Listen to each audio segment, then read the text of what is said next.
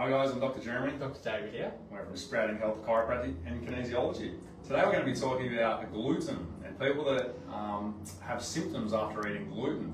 It gets really confusing because there's this other thing in the literature, not celiac disease, but non-celiac gluten wheat sensitivity it's called. And it can be really confusing to work it if you have that. But in the last 20 years or so, there's been a whole abundance of other symptoms being proven in the literature and the research to be related to eating gluten. It gets a little bit confusing because if you're told you're not celiac, but you still sometimes know that gluten can cause an issue, well, there is another category that you might fit into that it might be worth avoiding gluten. It doesn't have to be all together, it could be all together, but there's a certain amount of time that we know some people can eat a bit of gluten and get away with it, and we're going to help you understand that. If you want to read our blog, there's a lot more information in it. We're going to go over some of the common symptoms that you might get if you have this, and in a really simple way, give you a little bit of an idea about how to test for it as well. Absolutely. So if you've been diagnosed with celiac or you're suspicious that you have celiac, people who actually have celiac will feel really sick as soon as they have gluten. However, there is a bit of a grey area where you can feel a bit bloated, you can feel a bit uncomfortable around your belly, foggy brain. What else?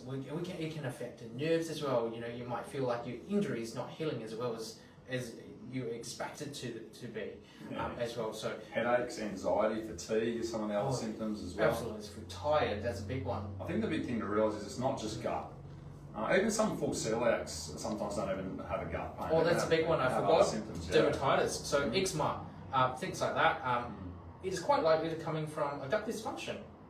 Yeah, absolutely. You never know about that. So there are some tests that we do, Jeremy, in the clinic. So to help delineate if you've got non-celiac gluten wheat sensitivity, there's all these really more expensive blood tests and things you can do. In the literature, the most accurate way is actually a free way.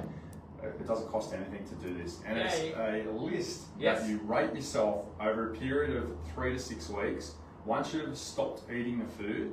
And if the symptoms decrease in 3 categories by 30% or more, is one of the criteria that the research now bases non-celiac gluten wheat sensitivity on. And it may benefit then from eating less gluten or even getting yourself off gluten if you've got some of these symptoms. And they can be far and wide-ranging things.